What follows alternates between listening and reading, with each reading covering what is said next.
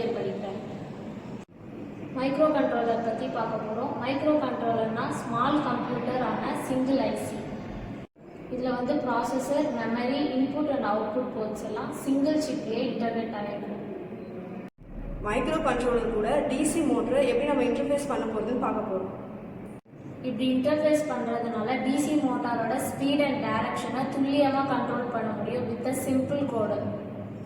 Robotics fan கண்ட்ரோலுக்கு automation டாஸ்காக பயன்படுகிறது. இதுதான் மைக்ரோ கண்ட்ரோலர் கிட்டு. இதில் ஆப் கோட் டைப் பண்ணி எப்படி டிசி மோட்டார் ரன் பண்ணுறோம் அப்படின்னு தான் பார்க்க போகிறோம். இதில் இம்பார்ட்டண்டான ஐசி வந்து 8051. இந்த ஐசியினால தான் இந்த ஆப்ரேஷன் வந்து நடக்குது. இது பேர் தான் பவர் கார்டு. இதை வந்து இந்த மைக்ரோ கண்ட்ரோலர் கிட்டில் இன்செர்ட் பண்ணிவிட்டு நம்ம சுவிட்ச் ஆன் பண்ணால் இந்த மாதிரி டிஸ்பிளே ஆகும். ஃபஸ்ட்டு நம்ம ரீசெட் கொடுக்கணும். அதுக்கப்புறமா மெமரி கிளிக் பண்ணிவிட்டு இந்த கிட்டுக்கான ஸ்டார்டிங் அட்ரஸ் வந்து 2000 கொடுக்கணும். 2000 கொடுத்தோடனே நெக்ஸ்ட்டு கொடுக்கணும். இப்போ நம்ம ஆப் கோட் வந்து டைப் பண்ண போகிறோம். இதுதான் டிசி மோட்டாருக்கான ஆப் கோடு. ஃபஸ்ட்டு வந்து 90, நெக்ஸ்ட்டு கொடுக்கணும். நெக்ஸ்ட்டு கொடுத்தோடனே FF03 அப்படின்னு நிறைய இருக்கும். லாஸ்ட்டாக வந்து F2 வரைக்கும் இருக்கும். நான் ஆல்ரெடி டைப் பண்ணதுனால உங்களுக்கு நெக்ஸ்ட்டு போகிறேன்.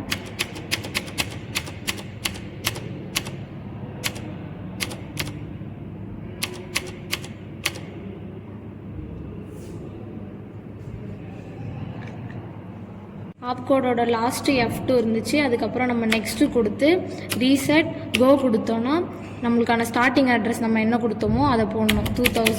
2000 கொடுத்து ஃபில் கொடுத்தோன்னா வந்துடும்.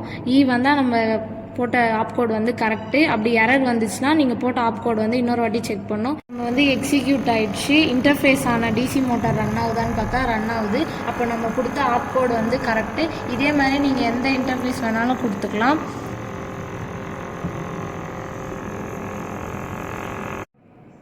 மைக்ரோ கண்ட்ரோலர் எங்கெல்லாம் யூஸ் ஆகுதுன்னு பார்க்க போகிறோம்.